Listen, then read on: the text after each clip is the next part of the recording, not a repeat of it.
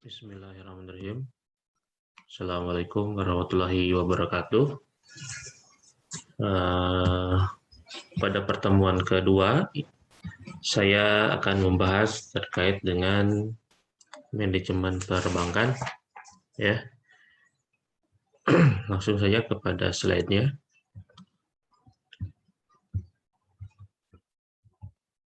Manajemen perbankan merupakan suatu ilmu yang membahas tentang bagaimana suatu lembaga perbankan dikelola dengan menggunakan keilmuan yang menggunakan mengorganisir berbagai pihak terkait ya.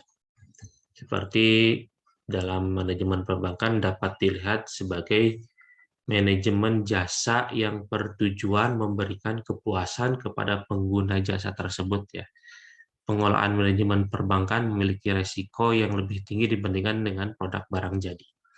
Jadi pada dasarnya perbankan itu core bisnisnya adalah di mana mereka merupakan perusahaan jasa keuangan ya.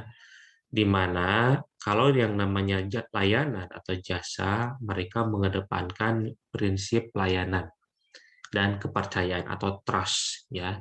Di mana mengandalkan layanan dan trust ini memiliki resiko yang lebih tinggi ya dibandingkan dengan produk barang jadi. Ya, kenapa? Karena ketika bank itu memiliki layanan yang tidak bagus, ya layanan tidak bagus, kemudian tidak dapat dipercaya, maka perusahaan itu menjadi tidak dipercaya lagi oleh masyarakat. Ya, dan itu isunya bisa langsung tersebar. Ya, ketidakpercayaan masyarakat terhadap perbankan ini menjadi resiko terbesar ya pada perbankan baik perbankan syariah maupun konvensional ya. Di mana itu pernah terjadi pada krisis moneter tahun 98. Ya, terjadi adanya kegagalan sistem yang mengakibatkan perbankan gagal bayar ya. Karena adanya krisis moneter ya, di mana adanya kepanikan dari masyarakat ya, dari masyarakat terjadi kepanikan sehingga mereka menarik dananya dari bank ya secara besar-besaran ya, sehingga perbankan pada waktu itu tahun 98 kehabisan dana ya, dan masyarakat merasa dirugikan dan mereka tidak bisa menarik dananya.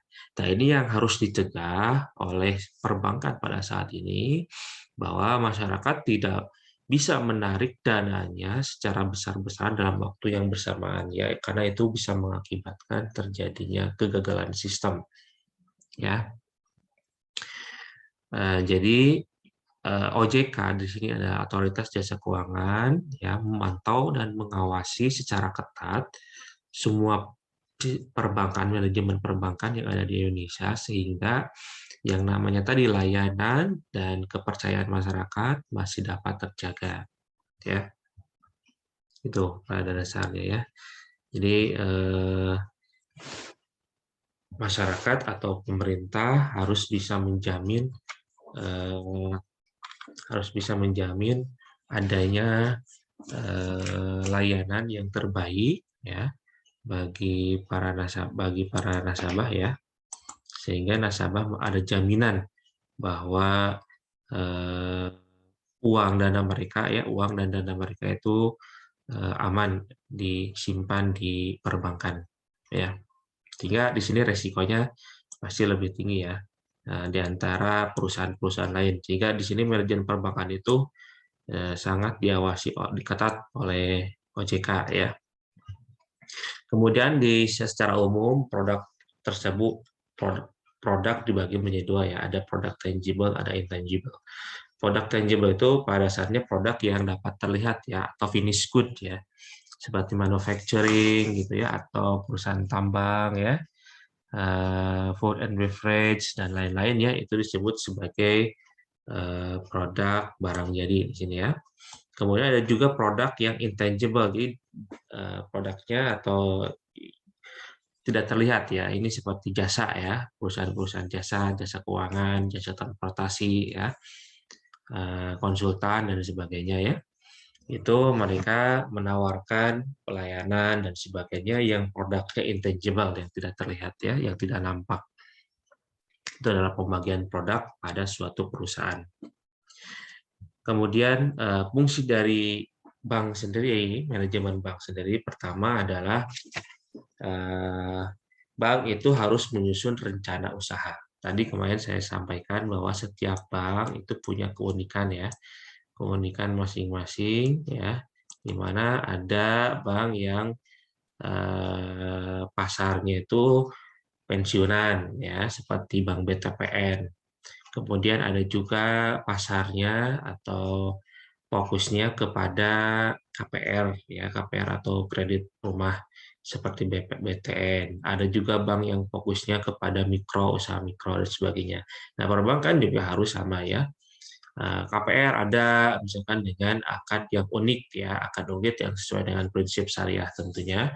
Kemudian juga ada untuk pertanian, untuk mikro dan UMKM itu harus dipikirkan tuh ya, dibikin rencana-rencana, menyusun rencana seperti ini. Misalkan untuk BPRS dan BUS itu misalkan Bank Umum Syariah rencana bisnisnya untuk yang mengelola UMKM, di mana UMKM itu standarnya antara 50 juta sampai 5 miliar misalkannya pembiayaannya. Kemudian yang di bawah 50 juta pembiayaannya seperti 1 juta, 5 juta, 10 juta ya. Seperti pedagang pasar ya. Itu adalah fokusnya BPRS atau BMT, sehingga nanti Bank Syariah, Bank Umum Syariah itu bekerja sama dengan BPRS gitu ya, atau BMT untuk menyalurkan pembiayaan-pembiayaan yang mikro. Jadi bedanya UMKM dan mikro itu ya, kalau UMKM itu levelnya di atas 50 juta biasanya ya. Jadi 50 juta ke atas sampai 5 miliar. Batas UMKM itu ya, jadi pembiayaannya 5 miliar ya. Tapi kalau di bawah 50 juta itu maksudnya adalah microfinance ya, pembiayaan yang pedagang-pedagang kecil ya, biasanya di dagang pasar ya, dagang retail kecil ya, atau kaki lima dan sebagainya, kan tidak perlu membutuhkan modal sampai 50 juta. Mereka modalnya mungkin hanya 5 juta, 1 juta juga ada mungkin ya, dan sebagainya. Itu difasilitasi bukan oleh BUS ya, tapi oleh BPRS atau BMT. Dan itu harus masuk, tapi BUS itu harus berkolaborasi.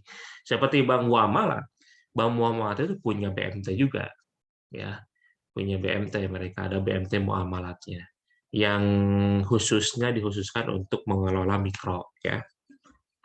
Nah, itu adalah produk-produk unik itulah disusun oleh manajemen bank.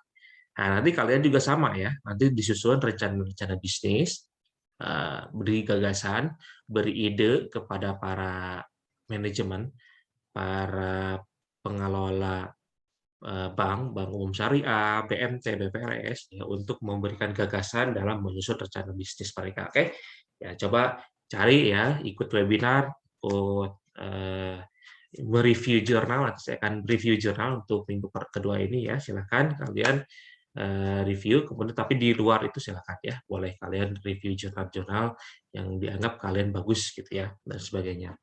Kemudian yang kedua adalah menyusun struktur organisasi berdasarkan bidang usaha. Ini penting, struktur organisasi sangat penting sekali dalam mengefisienkan kerja.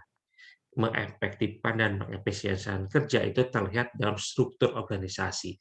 Ya, misalkan bank itu ingin membuka cabang, itu biasanya itu apa nih struktur organisasinya? Apakah kepala cabang, di bawahnya apakah ada manajer, manajernya apakah ada manajer pemasaran, manajer produk, ada human research, HR ya, human resources ya. Jadi sekarang ini dulu itu kan namanya HRD ya, human resources, bukan ada SDM ya, sumber daya manusia ya. Nah, sekarang itu atau human resources management, HRM ya. Tapi sekarang ini menjadi human capital, HC namanya ya, HC ya, human capital. Jadi beberapa perusahaan sudah menganggap human itu sebagai modal utama, human capital. Bukan lagi sumber daya yang harus dikelola, bukannya. Tapi di mana mereka menganggap bahwa human itu adalah modal utama selain modal uang, gitu, modal dari segi materi, tapi modal dari suatu organisasi adalah human-nya. Maka disebut human capital, gitu ya. Nah, ini penting ya, struktur organisasi tadi, menyusun organisasi agar perusahaan itu berjalan efektif. Ya, berjalan efektif, efisien, sesuai dengan job description. Ya, dan nanti dari struktur organisasi ini ditentukan requirement untuk rekrutmen ya, persyaratan rekrutmen, begitu ya. Dari untuk back office, front office, kemudian analis, itu butuhnya orang-orang yang seperti apa. Ya, itu dari job description yang ada dalam struktur organisasi diturunkan menjadi requirement, rekrutmen dan seleksi. Ya. Sehingga nanti pertama beban operasionalnya menjadi lebih efektif ya, dan sebagainya. Kemudian menggerakkan atau mendayagunakan segenap sumber daya bank, terutama SDM, ya, di mana sumber daya manusia yang ada di perbankan, stakeholder itu digerakkan, ya, kemudian dikelola sebaik mungkin agar menghasilkan tujuannya. Ya, tujuannya apa sih tujuan dari bank syariah itu? Pertama tentu mencari profit, ya, profitable, ya, profit oriented, ya, mencari keuntungan tetap, ya, karena ini perusahaan, perusahaan perusahaan profitable, ya. Yang kedua adalah tadi meningkatkan kesejahteraan umat dengan membantu usaha mikro menjalankan lembaga amil zakat ya, sebagai lembaga amil zakat membantu sesama manusia yang dianggap kekurangan ya. Dari mana dananya? Dari masyarakat ya, dana wakafnya dana wakaf, bisa dana zakat ya, infak sedekah ya. Nah, biasanya ada CSR ya, CSR-nya ke corporate social responsibility-nya berupa beasiswa ya, card hasanah, pembiayaan yang tanpa bunga ya, card hasanah. Jadi card itu saya sudah katakan bahwa harus hasanah, harus dalam rangka ta'awun, kebaikan satu sama lain ya. Kemudian melaksanakan pengawasan terhadap aktivitas bisnis bank, terutama di sini ada yang namanya DPS, Dewan Pengawas Syariah ya. Jadi kalau yang menjadi keunikan di dalam bank umum syariah, di mana di dalamnya ada DPS, Dewan Pengawas Syariah, yang setingkat dengan Dewan Komisaris. Dewan Pengawas Syariah ini berfungsi sebagai pengawas produk-produk perbankan syariah. Apakah produk-produk perbankan syariah ini sesuai dengan prinsip syariah atau tidak yang telah dikeluarkan oleh fatwa DSN, Dewan Syariah Nasional MUI.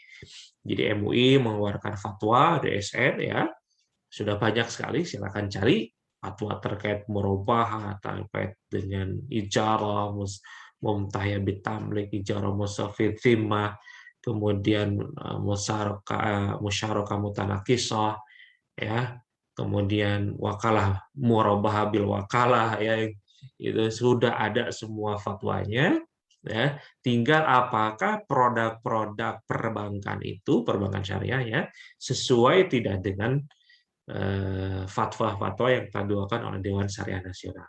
Ya, tugas ini menjadi tanggung jawab DPS, Dewan Pengawas Syariah.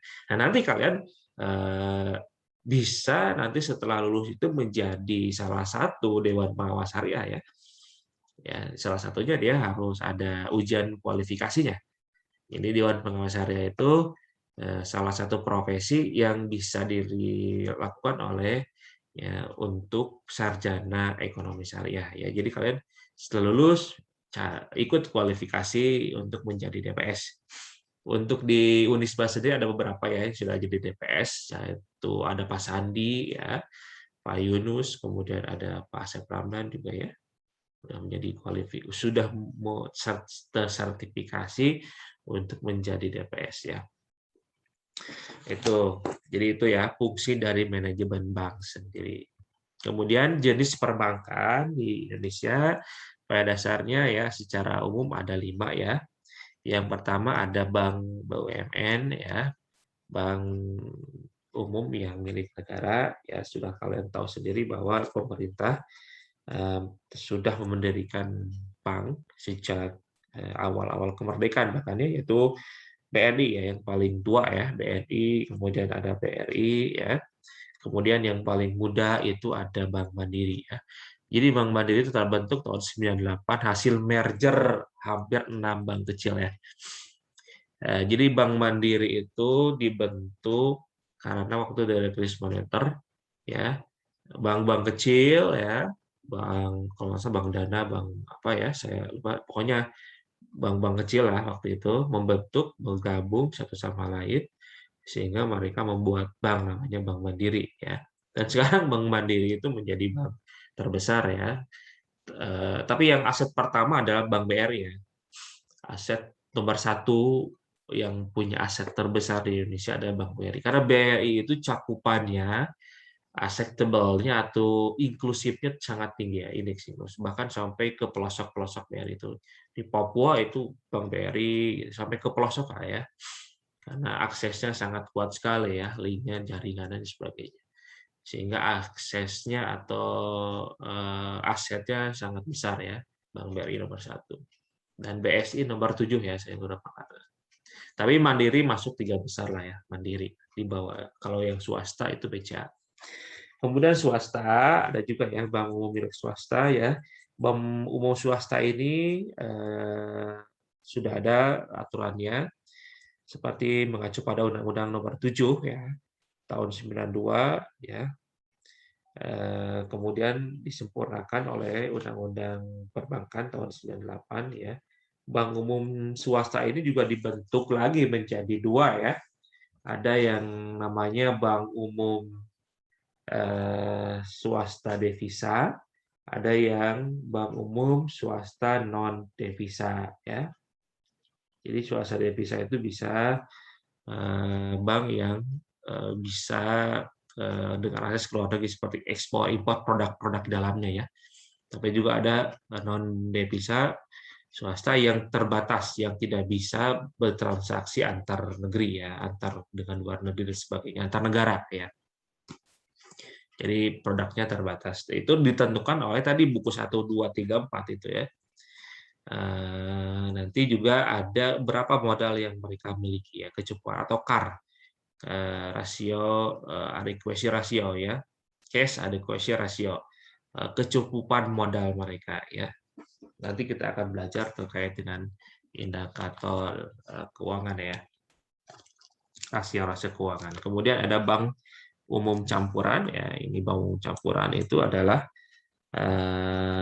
yang disebut juga sebagai modal ventura ya, joint venture bank ya, di mana ini didirikan oleh warga Indonesia dan berkedudukan di negara Indonesia, namun memiliki satu atau lebih dari luar negeri. Jadi ini bank umum campuran itu adalah bank yang didirikan di Indonesia, berkedudukan di Indonesia, namun memiliki cabang atau memiliki bank di luar negeri ya, seperti misalkan Commonwealth, Bank Commonwealth ya, Bank DBS Indonesia, ANZ Indonesia dan lain-lain ya. Kemudian bank milik Pemda ya, ini bank yang bertujuan itu membantu peningkatan pembangunan di daerah. Ini pasti banyak, setiap daerah punya ya.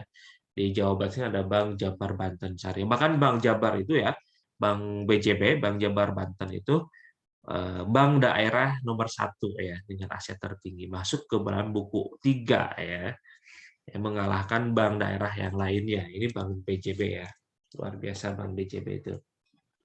Kemudian ada yang terakhir, ada bank asing ya.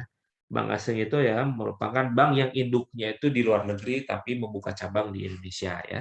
Banyak ya, misalkan ada HSBC ya, kemudian Citibank, ada Simbe ya, Bank Simbe. Simbe itu dari Malaysia ya. Artinya Simbe itu adalah Cina, India, Malaysia bersatu. Itu tapi gabung merger dengan Bank Niaga di Indonesia. Bank Niaganya di Indonesia, jadi diakuisisi oleh Bank Simbe. Banyak ya kalau bank luar negeri yang buka cabang di Indonesia ya. Kemudian ini adalah unsur-unsur organisasi bank ya. Pertama ada pemegang saham, tapi ini pemegang saham juga ada yang IPO, ada yang terbuka, ada juga yang tertutup ya. Nah, tapi memang bank itu masih belum banyak yang IPO ya, Initial Public Offering ya. Kalau yang sudah IPO yang saya tahu ada yang syariah baru ada 2 bukan. Baru BRI Syariah dan kalau BSI ya sekarang ya, dan BTPN Syariah. Kemudian kalau yang bank umum lainnya yang sudah IPO itu ada Bank Mandiri ya, BCA, waduh itu keren. BCA itu sangat mahal ya kalau dilihat hampir 28.000 ya per lembar saham. Mau dicek nanti ya. Terakhir saya cek 28.000. Kalau yang BSI itu sekitar 2.000-an ya. 2.000 per lembar saham. Bahkan kalau BRI itu kenapa jadi BRI Syariah namanya ya di IPO di Bursa Efek awal masuk awal IPO itu harganya hanya sekitar 500-an ya. Rp500 sekarang sudah naik jadi 2.000. Makanya sangat kalau bahasa itu sangat seksi sekali ya untuk BRI Syariah. Jadi kalian kalau mau belajar saham beli itu Bank BRI Syariah ya. Sama BCA masih mahal ya, BRI kalau nggak salah sudah ya BRI ya. BRI Convent ya kalau salah. Tapi nggak semua ya yang saya tahu itu ya. Kemudian ada Dewan Komisaris ya, Dewan Komisaris. Kalau di Syariah ada DPS, Dewan Pengawas Syariah ya. Kemudian Dewan Direksi tentunya ya, Dewan Direksi, kemudian ada eksekutif ya, direktur-direktur, kemudian ada karyawan-karyawan juga ada middle staff, ada top management ya. Kemudian ada yang ini staff biasa ya. Kemudian kalau komisaris itu juga ada beberapa ya, ada ketua komisaris, ada anggota komisaris, ada komisaris independen ya. Di mana kalau ketua komisaris biasanya kalau yang swasta ketua komisaris itu dipegang oleh orang yang memiliki saham terbesar. Ya, misalkan BCA nih, siapa sih nih punya saham terbesar?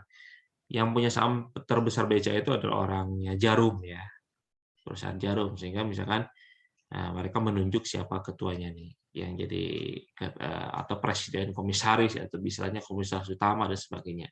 Nah, kemudian anggota komisaris ada yang memiliki saham juga biasanya, yang memiliki saham tapi minoritas atau nggak terlalu kuat ya sahamnya ya.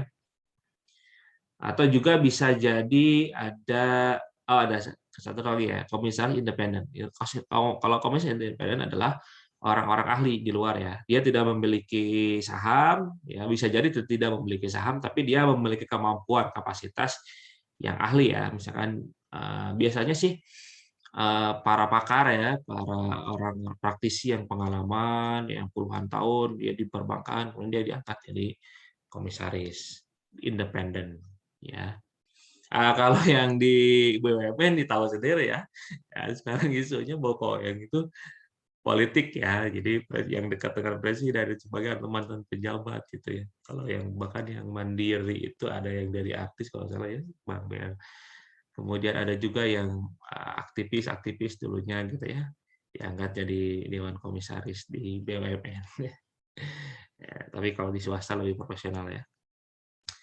Kemudian kerahasiaan bank. Nah, ini salah satu produk atau jaminan yang diberikan kepada nasabah dari bank itu adalah bahwa sebuah data nasabah itu rahasia sekali, nah, tidak akan bocor ya. Ya, tidak akan kecuali kalau dihack. Ini sistem udah sangat tinggi sekali. Dihack pun susah ya. Maka ada sistemnya kalau hack itu ada skimming ya. Skimming itu biasanya diambil dari yang sering gesek kartu kredit di kita belanja ya, atau di mall. Jadi dicari kodenya, kemudian di ini ya. Hati-hati sekali ya. Dilihat di itunya di mesin ATM atau mesin itu jangan sampai ada alat skimming yang bisa baca data kita ya. Nah, tapi bakal ketahuan oh ini ditarik di mana, itu sistemnya udah sangat hebat ya. Menyimpan rahasia nasabah semua kecuali kalau misalkan ada kasus korupsi gitu ya. teroris gitu ya, yang perbankan itu harus ada izin dari kepolisian ke penyidik atau dari pengadilan ya. Jadi bank akan membuka data nasabah ketika ada surat penyidikan, nah gitu ya, surat penyidikan dari kepolisian, kemudian dari pengadilan ya, atau lembaga ada satu lembaga yang bisa masuk akses ke perbankan ya. Apa saya lupa ya. Nah, itu ya. Jadi untuk kasus-kasus tertentu lah itu ya, misalkan tadi korupsi, gratifikasi gitu ya, dan sebagainya. Tapi di luar itu tidak boleh. Makanya saya pernah katakan ya bahwa di front office itu ada dua ya, ada teller, ada CS. Itu tidak boleh ada kertas sedikit pun, satu lembar pun di meja mereka. Ya, tata rapi ya, tidak boleh. Yaitu kalau ada kertas di atas meja di front office, oh itu langsung di SP ya, karena itu bisa jadi kertas itu adalah data nasabah lain yang dilihat oleh nasabah lainnya, gitu ya. Kemudian merahasiakan kegiatan usaha nasabah, ya, jelas ya, tidak boleh. Apalagi kepo gitu ya, aduh si ini apa tabungannya miliaran ya, kerjanya apa ya, gitu. Ya, jangan ya. Teori bank bersifat relatif ya.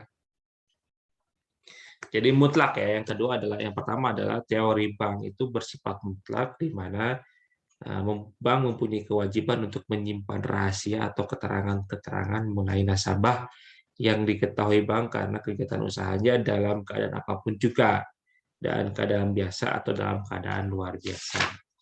Kemudian ada yang disebut teori bank yang bersifat relatif ya. Diperkenankan membuka rahasia bank atas izin pihak berwenang untuk kepentingan negara atau hukum. Ya. Kemudian level perbankan ya, dari ruang kerja lingkupnya. Pertama ada head office ya, kantor pusat ya. Biasanya sih di Jakarta ya, kantor pusat ya. Kemudian ada kantor cabang.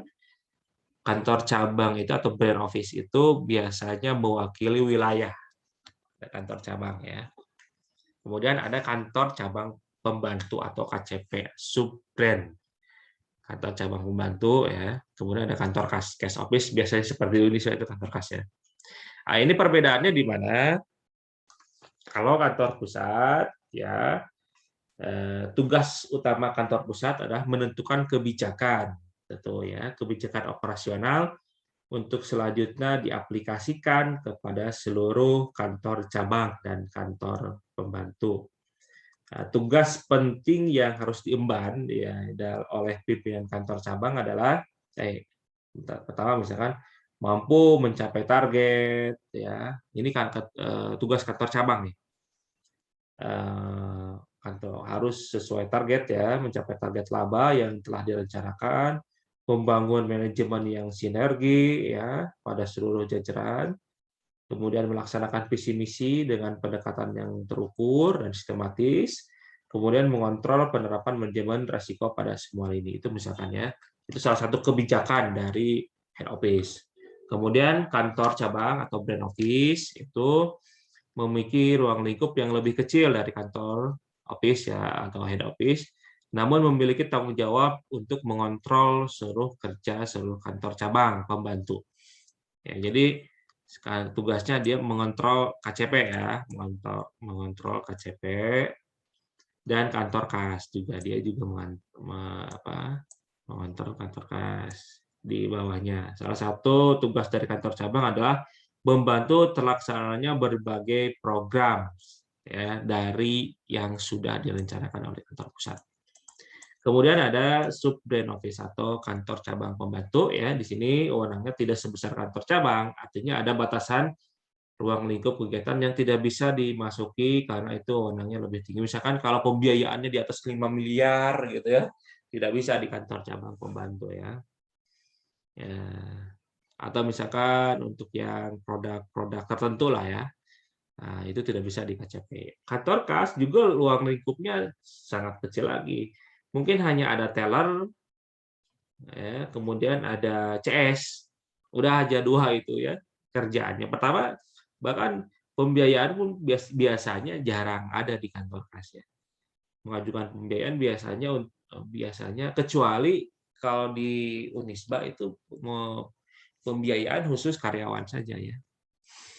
Jadi karena kan BSI sudah kerjasama dengan Unisba, maka para pegawai Unisba bisa mengajukan pembiayaan langsung di kantor kas yang ada di Unisba gitu ya. Tapi biasanya hanya setoran tunai, ya, kemudian penarikan tunai, ya, kemudian deposito, membuka rekening, ya paling yang gitu-gitu ya di kantor kas itu ya. Tidak terlalu wewenangnya tidak terlalu banyak ya kantor kas. Kemudian ada bank devisa dan devisa ya. Bank devisa adalah bank yang dalam transaksi akuntansinya melakukan catatan dalam valuta asing. Ya, jadi bank yang diperbolehkan oleh OJK untuk baik dalam segi tabungan maupun pembiayaan itu bisa dengan menggunakan uang asing. Ya, misalkan Bank Mandiri nih, BCA ini dibolehkan oleh OJK membuka tabungan dolar. Ya, jadi ada tabungan dolar, tabungan euro ya, boleh gitu ya. Disebut bank devisa ya. Dan biasanya sih bank buku 4 ya, yang bank devisa itu ya, bank buku 4 ya. Kemudian non devisa ya, yang di mana bank itu transaksinya hanya menggunakan rupiah saja. Ya. Yang hanya menggunakan mata uang rupiah. Jadi tidak boleh tuh bank non devisa ya, biasanya buku 321 tuh ya. Mereka tidak boleh dalam transaksinya menggunakan mata uang selain rupiah biasanya ya. Karena kenapa? Karena bank devisa itu kenapa dibatasi ya? Ada standarnya, terutama dalam kecukupan modal karena resiko yang dialami oleh bank devisa lebih besar ya, lebih kompleks dibandingkan yang dialami oleh bank non devisa. Apalagi jika ditinjau dari segi penggunaan dan penyaluran kredit dalam mata uang asing. Seperti pengalaman krisis moneter yang pernah dialami oleh Indonesia pada 297 sampai 98 ya, telah meninggalkan bekas yang sangat kelam gitu ya. Jadi itu menjadi pelajaran berharga sebenarnya untuk perbankan di Indonesia ya. Jadi perbankan itu memiliki portofoli kewajiban dalam bentuk dolar dan berbagai mata uang asing mengalami kemacetan atau terjadinya kenaikan dari segi insolvensi. Atau bayangkan saya ya, ada terjadi kemacetan pembiayaan yang mata uangnya dolar. Dan pada saat itu tahun 97 dolar itu masih 6.000 atau sekitar 3.000 sampai 6.000 lah ya. 6.000. Kemudian ada krisis moneter itu menyebabkan dolar mencapai harganya 17.000. Bayangkan saja berapa ya kerugian yang harus oleh perbankan ya. Di dolarnya yang tadinya 3.000, 4.000 ya tahun 97 ya, awal-awal 97 gara-gara krisis moneter dolarnya naik ya, harganya menjadi 17.000. Ya, itu gara-gara krisis moneter ya. Sekarang stagnan ya, masih zaman SBY itu masih 8.000 ya dolarnya, sekarang 14.000 dolar ya. Bahkan euro sudah mencapai 19 ribuan. 17.000 ya, pound sterling 19.000, hampir 20.000. Ya. Jadi resiko bank devisa lebih besar ya daripada non devisa, sehingga OJK memberikan aturan yang sangat ketat. Hanya bank buku 4 yang boleh dengan kecukupan modal di atas 50 triliun. Ya. Hanya bank buku 4. Kemudian definisi bank sendiri ya, kita masuk ke dalam definisi bank. Menurut Undang-Undang Nomor 18 Tahun 98 tentang perbankan dijelaskan bahwa bank adalah badan usaha yang menghimpun dana dari masyarakat yang bentuk simpanan dan menyalurkannya pada masyarakat dalam bentuk kredit atau bentuk lainnya dalam rangka meningkatkan taraf hidup rakyat banyak ya. Jadi bank itu adalah dia menghimpun dana dari masyarakat yang disebut DPK, dana pihak ketiga, dan dana pihak ketiga harus disalurkan kepada masyarakat lagi. Ya kalau tidak disalurkan gimana dapat untung ya. Itulah core bisnis dari perbankan itu ya pembiayaan, financing. Ya, kalau tidak ada financing maka kalau kepala cabang itu ya dia bertanggung jawab nih. Nah, kamu harus setiap bulan melakukan pembiayaan 2 miliar ya. Makanya kan ada produk-produknya. Ayo bikin ada kartu kredit, ada konsumsi ya. Ada pengajuan KPR, pengajuan mobil, motor ya di bank perbankan itu senang ya mereka ya, karena dananya keluar. Kenapa? Karena DPK atau dana yang dihimpun oleh masyarakat itu bank harus bayar. Kalau konvensional harus bayar bunga. Jadi setiap tabungan, setiap deposito, ya tabungannya ada tabungan biasa, ada tabungan berjangka gitu ya, kayak deposito, dan bank harus bayar bunga kalau yang konvensional. Kalau yang syariah bank harus bayar bagi hasil gitu ya. Gitu. Dan kalau tidak ada pembiayaan bagaimana bayar bagi hasil, bayar bagi kasih bonus gitu kalau yang wariah ya. Nah, kalau di bank syariah ada 2 produk tuh yang penghimpunan dana, ada mudharabah, ada wadiah gitu ya. Kalau mudharabah bagi hasil tuh pada nasabah ya. Kalau wadiah tidak ada bagi hasilnya. Hanya titipan saja tapi bank membolehkan adanya bonus ya. Gitu. Jadi si kepala cabang itu dituntut untuk melakukan pembiayaan sebanyak-banyaknya ya atau distribusi pembiayaan secara merata agar bank itu memperoleh profit. Profit. Tapi selain itu, selain dari menghimpun dana kemudian menyalurkan dana, core bisnisnya sekarang jasa. Ya, jasa transfer. Itu kan ada dana ya. Kemudian ada transaksi belanja. Bahkan sekarang e-money ya. Kamu beli OVO, transfer OVO, GoPay, ya, Dana dan sebagainya itu ada dana administrasinya 1.500. Bayangkan sekali misalkan ada masyarakat 1 juta yang bertransaksi menggunakan bank BSI. Berarti dia harus bayar berapa? 2.000 setiap atau 1.500. Kalikan sejuta berapa tuh keuntungan bank ya. Luar biasa. Makanya kalau dilihat dari BUMN, ini BUMN ya. Ketika BUMN yang lain itu rugi, Pertamina rugi, TKI rugi, PLN rugi ya. Bank masih memperoleh keuntungan. Ya, devisa untuk negara, Bank Mandiri, BNI, BRI ya. Itu masih ada laba, dan labanya masih cukup bagus ya. Ya gitu. Jadi layanan keuangan itu nggak terlalu terdampak secara profitable ya, terdampak dari COVID. Kemudian definisi lembaga keuangan, ya ini definisi bank. Kalau ini definisi lembaga keuangan secara menyeluruh ya. Lembaga keuangan adalah suatu badan usaha yang kekayaannya terutama dalam bentuk aset keuangan, financial asset atau tagihan-tagihan atau klaim, misalnya saham, obligasi dan sukuk. Nah, ini lembaga keuangan yang ini pasar modal ya. Kemudian the prudential principle of banking atau prudensial prinsip perbankan. Yang pertama adalah perbankan rentan terhadap serbuan masyarakat yang menarik dana secara besar-besaran ya. Jadi rentan ya. Jadi kalau tidak ada trust, kepercayaan dari masyarakat, itu bisa menyebabkan kepanikan di masyarakat ya, dan masyarakat bisa menarik dananya secara besar-besaran. Kemudian penyebaran kerugian dan terbang bank sangat cepat. Makanya ada istilah itu bank itu mempunyai efek domino ya atau sistemik. Jadi ketika bank satu sakit itu bisa menyebabkan menyebar nah, itu ya, kesakitan ya. Jadi virusnya itu cepat menyebar kayak corona, kayak COVID ya. Makanya ini terjadi tahun 2008 ketika ada Bank Senturi yang mau dilikuidasi. Bank Senturi. Sehingga waktu itu pemerintah ya yang dimana gubernurnya itu bukan masih BI ya, belum ada OJK ya, Gubernur Bank Indonesia-nya mantan presiden, wakil presiden Pak Budiono ya, masih ingat ya. Ini Pak Budiono waktu itu memberikan dana talangan dari lembaga simpanan pinjaman LSP ya. LPS maaf.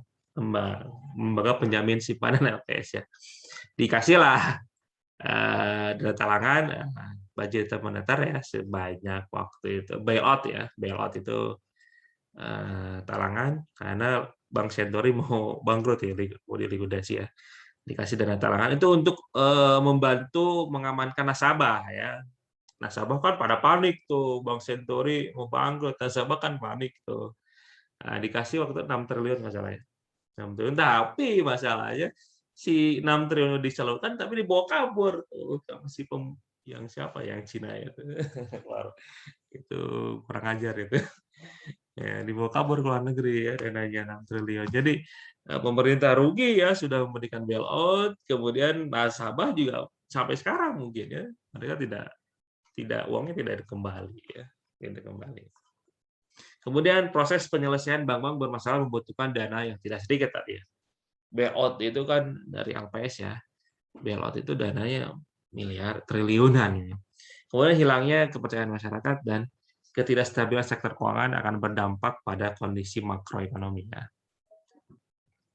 Terutama dari segi psikologi masyarakat ya. Dari sisi psikologi dari masyarakat ya.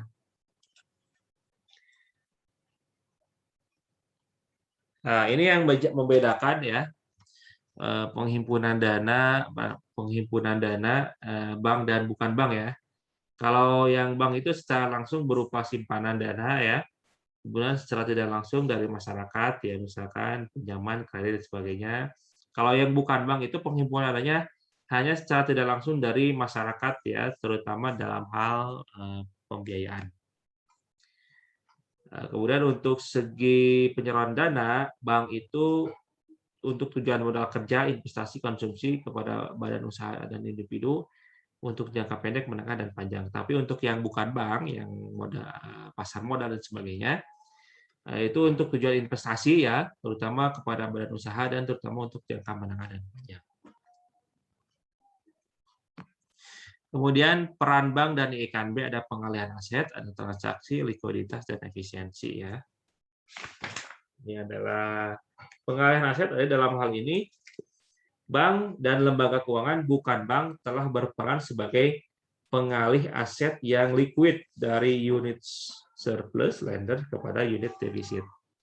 Jadi begini maksudnya. Jadi bank itu dan IKNB itu adalah sebagai intermediate, lembaga penyalur atau intermediate itu jembatan lah ya, bridging jembatan antara orang yang surplus, orang yang kelebihan dana dengan orang yang membutuhkan dana. Ya pengalihan aset. Jadi kalau istilahnya mempertemukan kreditur dan debitur. Kreditur ada orang yang surplus, kelebihan dana. Ya. Ini kan dari pihak dari tabungan, dari deposito, dari investasi kalau pasar modal ya, investasi. Kemudian orang yang membutuhkan dana, ya. Membutuhkan dana untuk pengembangan usaha dan sebagainya. Ya.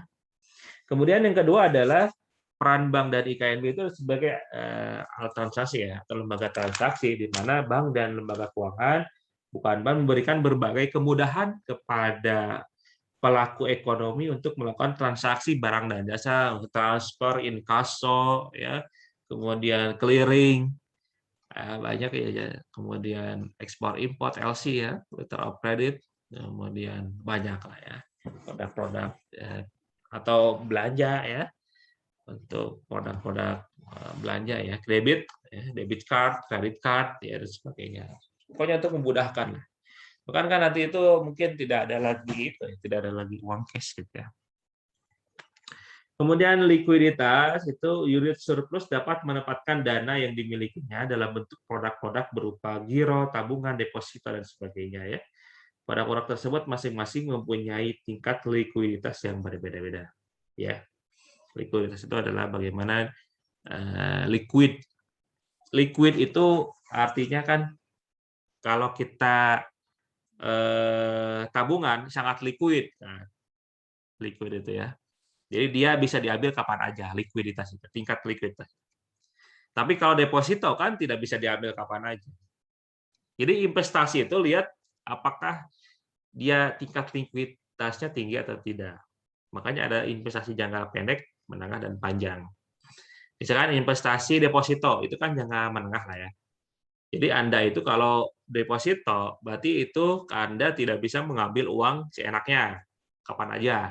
Karena berjangka 3 bulan, 1 tahun, tergantung perjanjian. Tapi kalau tabungan, kan Anda bisa ngambil, meskipun ada batasannya. Kalau tabungan biasa, itu mungkin Anda transaksi tiap harinya maksimal 25 juta. Bahkan kalau di ATM hanya 5 juta kalian bisa ngambil maksimalnya. Tapi kalau yang ada silver, ada yang gold gitu, ada beberapa produk, yang gold bisa 100 juta maksimal misalkan ya. Tapi Anda itu kan seorang pebisnis, saya itu pebisnis, Pak.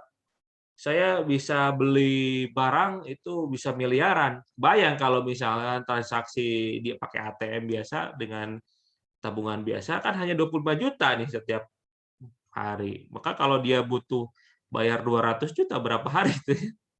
Nah, maka ada giro ya. Giro itu adalah bisa menggunakan cek bill lihat giro. Jadi kalian itu kalau mau bayar pakai cek bill lihat giro 600 juta gitu kan ya. Kalian mau bayar supplier ya untuk beli barang.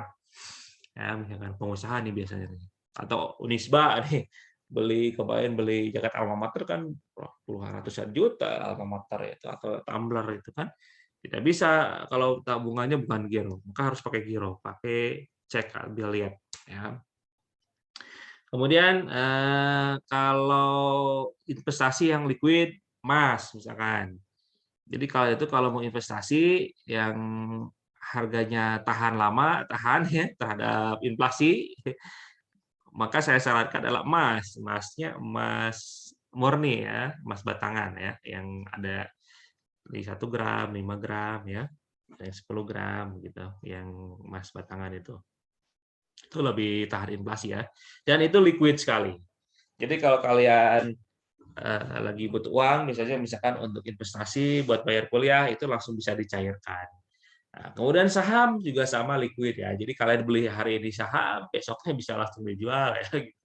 Nah, ada juga yang tidak liquid, dengan investasi sukuk, investasi obligasi itu juga tidak liquid ya. Misalkan hanya berjangka ya setahun atau itu jangka menengah. Nah, kemudian ada juga produk-produk investasi yang tidak liquid, tanah, rumah, itu sangat tidak liquid ya. Kamu lagi butuh uang nih, misalkan lagi butuh uang 100 juta. Ah, saya punya rumah nih yang siap dijual. Ada rumah, kamu punya rumah. Kamu mau jual rumah 200 juta. Apakah besok bisa langsung kejual? Nggak, susah jual rumah itu saya paham.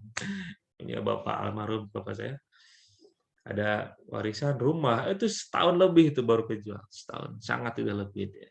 Rumah tanah meskipun memang nilainya tinggi gitu ya atau tidak akan rugi atau inflasi kan inflasi ya tanah itu ya sangat tinggi ya kenaikannya, tapi sangat tidak liquid, susah jual rumah, jual tanah itu susah sekali. Kemudian yang keempat adalah efisiensi. Ya, efisiensi adalah bank dan lembaga keuangan bukan bank dapat menurunkan biaya transaksi dengan jangkauan pelayanan. Ya, jadi efisiensi itu tadi yang produk murah itu adalah produk yang di mana masyarakat melakukan pembiayaan itu dengan kalau konvensional bunganya murah, bunganya kayak kur kredit usaha rakyat kan cuma 4% per tahunnya, murah sekali. Ya, tabang syariah harus kayak gitu efisien. Tandingin tuh kur. Kayaknya susah ya kalau kur itu kan 4% per tahun. Itu kayaknya subsidi dari negara deh. Ya. Karena ada suku bunga kan. Suku bunga itu misalkan 7%. Jadi tidak boleh pembiayaan di bawah 7%. Suku bunga, ada tingkat suku bunga. Suku bunga siapa yang menentukan? Ada pasar. Tingkat suku bunga. Dan biasanya bank pedoman bank untuk menentukan bunga atau bagi hasil ya kalau di bank syariah itu suku bunga, tingkat suku bunga ya, tingkat suku bunga yang dikeluarkan oleh Bank Indonesia. Misalkan bulan ini tingkat suku bunganya 7,5%, maka bank itu acuannya ke sana bakal lebih dari tingkat suku bunga 9%, 10% gitu. Tapi kur ini di bawah suku bunga 4% per tahun, ya luar biasa.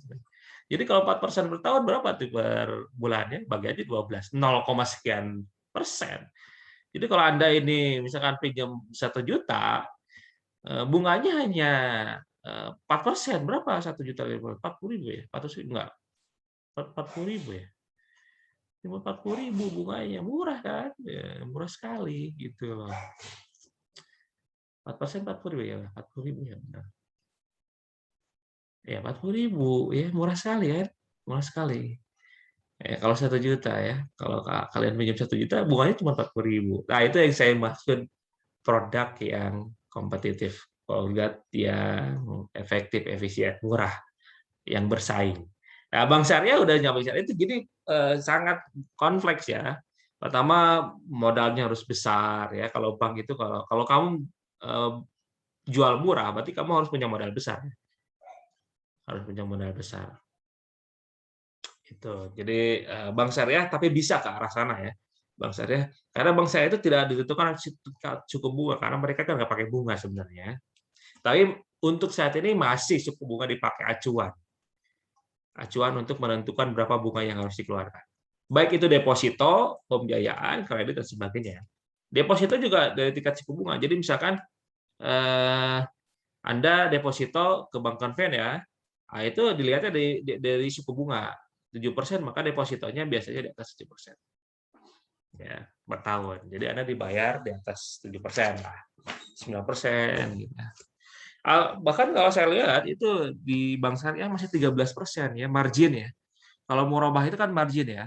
Murabah yang prinsip syariahnya itu kalau Anda itu beli motor, kemudian Anda mengajukan ke bank syariah itu 13%-an. Masih mahal ya, 13% untuk ke bank syariah.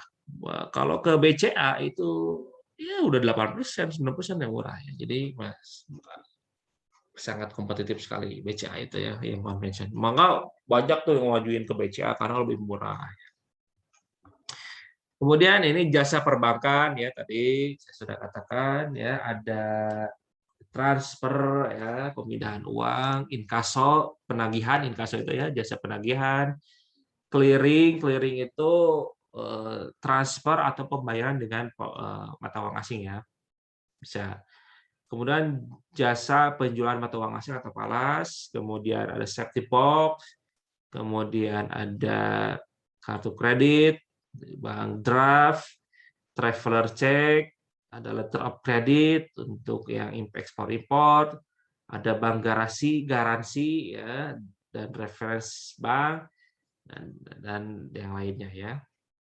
Gitu.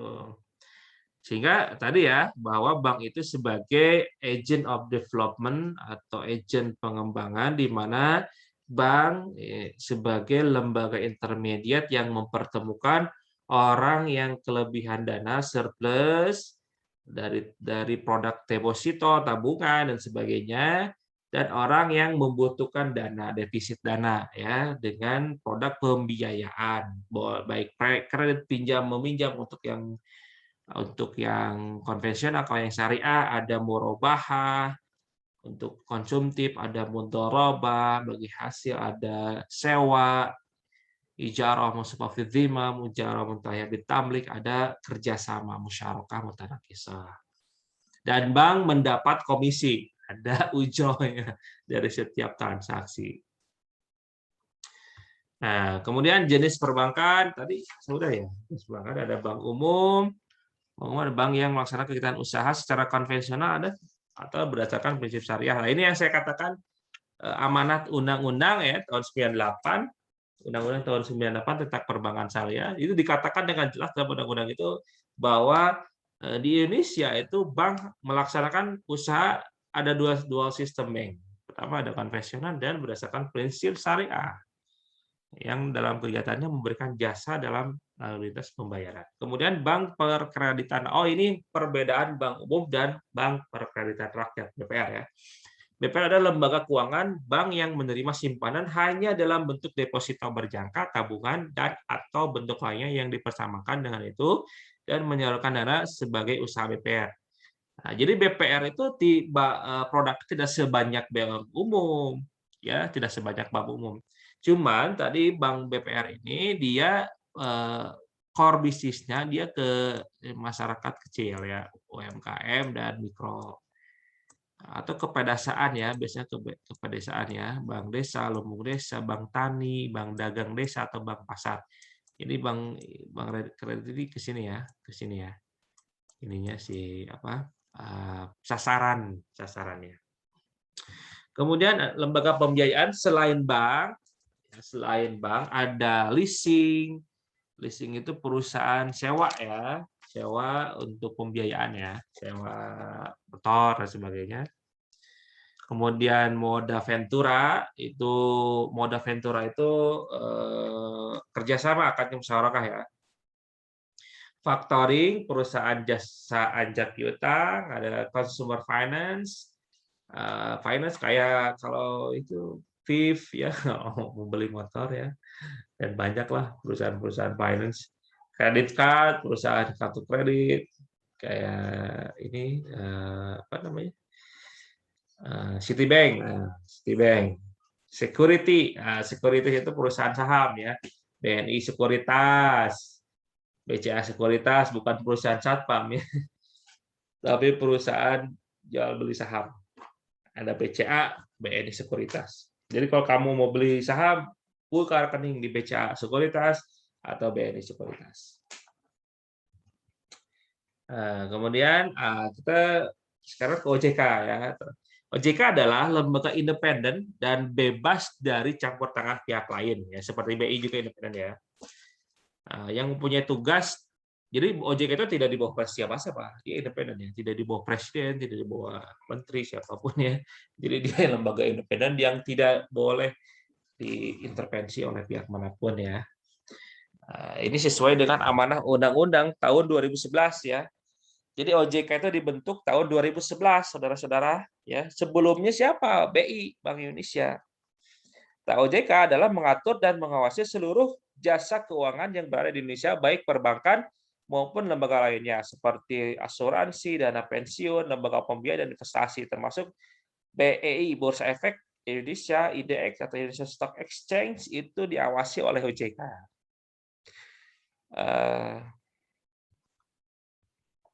Perbankan syariah, bank syariah beroperasi dengan tidak mengandalkan operasionalnya pada bunga, akan tetapi operasional dan produknya dikembangkan berdasarkan Al-Quran. Nanti minggu depan kita akan bahas lebih lanjut ya perbankan syariah. Fungsi bank syariah adalah ini perantara atau financial intermediary antara lembaga yang dalam aktivitasnya memfasilitasi para debitur dan kreditor. Nanti minggu depan saya akan bahas termasuk masalah ribanya ya, sedikit. Ini fungsi bank ya, tadi saya sudah katakan. Ada yang surplus, ada yang defisit ya, sudah saya jelaskan. Bunga versus bagi hasil. Hal penentuan besarnya hasil kalau sistem bunga sebelum transaksi. Jadi sebelum transaksi sudah ditentukan tuh. Kalau Anda pinjam uang, bunganya 13%. Sudah ditentukan kan? Tapi kalau bagi hasil nanti di akhir pembagiannya. Laksanakan dulu investasinya, nanti pembagian keuntungan di akhir kan. Karena kan kita nggak tahu di awal berapa keuntungannya. Gitu. Yang riba itu nggak boleh kan di awal. Di awal transaksi nggak boleh ada transaksi, oh ini harus sekian persen, nggak boleh. Itu riba, itu seperti itu. Gimana kalau di tengah jalan rugi kan? Tapi tetap kan di awal sudah jadi perjanjian, itu yang tidak boleh. Jadi ada yang mengatakan kan di bank konvensional juga ada akad, di awal sudah ditentukan. Justru itulah awal dari riba, itu riba. Jadi riba itu tidak boleh ditentukan kesepakatan kelebihan keuntungan di awal transaksi. Tidak boleh karena itu riba jadinya. Ya, di awal transaksi atau misalkan menjanjikan sesuatu di awal. Misalkan gini, saya pinjam uang deh 10 juta untuk saya untuk saya usaha. Misalkan usahanya tukang jahit, saya teh butuh uang 10 juta untuk biaya membeli mesin jahit misalkan. Saya butuh uang 10 juta. Nanti dia di awal menjanjikan sesuatu. Nanti saya kasih deh bonus berapa persen di awal, tapi bukan di akhir, itu termasuk riba. Ya, termasuk riba. Jadi harusnya di awal itu dia porsi ya. Porsi bagi hasil boleh. Kan kalau ada bagi hasil, ada keuntungan, saya berapa persen, Anda berapa persen, itu yang harus dibicarakan. Jadi beda ya, suka ada gitu tuh. Kan di konvensional juga ada transaksi, ada akad di awal. Salah, akadnya juga salah, cacat apa? Akad di dalam bank konvensional akadnya qard atau pinjam meminjam, sedangkan kalau ada kelebihan di dalam qard itu namanya riba di dalam hadis ya. Kalau ada kelebihan dalam akad pinjam meminjam maka itu adalah bahwa riba, maka itu adalah riba. Nah, gitu ya. Nah, sistem bagi hasil hanya menentukan porsinya di awal. Jadi si investor 60%, mudharib orang yang melaksanakan atau bank yang mudharib itu yang melaksanakannya 40%, yang melaksanakan kegiatan usahanya. Tapi belum ditentukan berapa besarnya nggak tahu kan, nggak tahu karena harus berjalan dulu usahanya. Yang ditentukan sebelumnya adalah bunga, besaran nilai, ya, rupiah dan sebagainya bunga ya. Untuk yang bagi hasil menyepakati proporsi tadi ya, pembagian keuntungan kerugian. Jika terjadi kerugian ditanggung nasabah. Kalau yang bagi hasil ditanggung kedua belah pihak. Jadi tanggung kedua-duanya dong gitu ya. Dan ditanggungnya juga berdasarkan proporsi di awal. Berapa tanggungan untuk kerugian. Dihitung dari mana? Dari dana yang dipinjamkan. Jadi fix. Ini udah fix, udah tetap nih. Nah, jadi konvensional lebih nggak ribet ya. Ya udah pokoknya segitu aja tetap ya. Tapi kalau bagi hasil dari keuntungan usaha, dihitung dulu keuntungan dan sebagainya. Titik fokus usaha besarnya bunga yang harus dibayarkan. Kalau yang ini keberhasilan proyek ya, titik fokus usahanya. Besarnya pasti ini proporsi ya. Kalau ini kan pasti ya. Kalau yang bunga pasti harus segitu, tetap fix fix. Kalau ini proporsi. Jadi setiap bulan bisa beda ya, tergantung seberapa besar keuntungan setiap bulannya. Gitu ya.